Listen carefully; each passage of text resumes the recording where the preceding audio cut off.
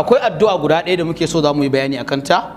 Yan uwa, wannan addu'an tana da falala, tana da muhimmanci matuƙa ga mutum ɗan adam mai shiga da fita, more especially wanda yake da mata.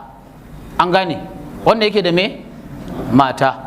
Goro ma ba a hana shi yin addu'ar ba. Wallahi tsabar muhimmancin addu'ar nan ka gane da fita daga kunci. Annabi Yunus kifi ne ya haɗiye shi, amma da ya yi addu'ar fa kifin je kamar bom ya haɗiya sanda ya je amar da shi.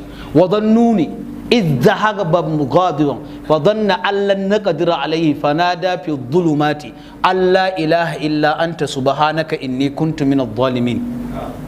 Yanzu nan kana cikin wani kunci ko kana ganin ba za ka fita da wuri ba, wallahi dan naka dinka la ilaha illa anta subhanaka inni kuntu minadh dhalimin, la ilaha illa anta subhanaka inni kuntu minadh dhalimin. Za ka ga mamaki wallahi, daga safe zuwa dare sai Allah ya fitar da kai daga cikin wannan kuncin da kake ciki. Kai yanzu in kana cikin wata damuwa ka karanta da ikhlasi kafa 10, za ka ji zuciyarka ta yi sanyi. Yana maganin hawan jini. Kai ko hawan diwa kake da shi ba ƙarshe ba kenan? Ai jinin ne yake dawa diwa ko?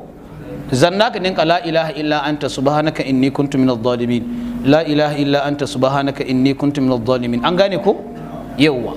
In yayi tsani ka iya karawa da rabbi inni zalamtu nafsi zulman kasira, rabbi inni zalamtu nafsi zulman kasira. Kallazinci karanta wayannan addu'o'i malam, abokanan gabanka da makiya kafi karfin su malam. Sai dai su ganka nan gani nan me nan bura, gwaguyan goruban marar haƙora. Mutum ne bashi da haƙori ka bashi goruba ya gwagwara, sai dai ta me sai dai ta lasanta ko.